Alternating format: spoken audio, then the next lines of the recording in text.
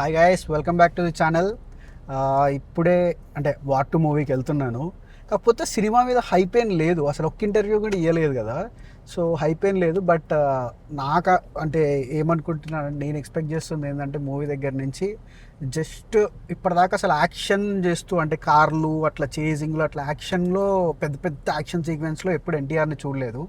So NTR దగ్గర నుంచి ఆ action sequences and Hrithik Roshan and NTR మధ్యలో కొన్ని మంచి సీన్స్ యాక్షన్ ప్యాక్డ్ కానీ ఎమోషనల్ కానీ అలాంటిది ఒకటి.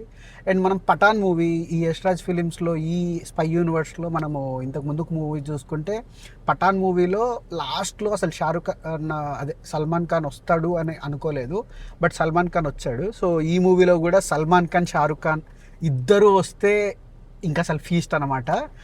అదే కాకుండా ఇంకా నెక్స్ట్ మూవీస్లో నుంచి ఏమన్నా స్టార్స్ని పెట్టుంటే ఈ స్పై యూనివర్స్ నుంచి అంటే తెలుగు నుంచి ఎవరినైనా పెద్ద హీరోని తీసుకొని పెట్టుంటే ఇంకా అసలు పండగే అనమాట మూవీలో.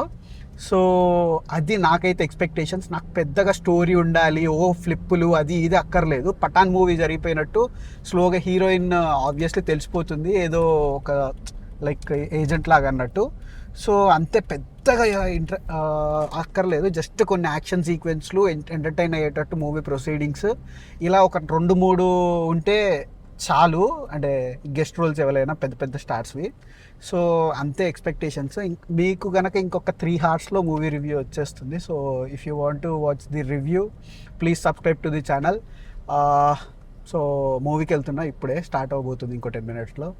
సో సబ్స్క్రైబ్ చేసుకోండి, ఇంకొక 3 hours రివ్యూ పెట్టేస్తాను. That's it.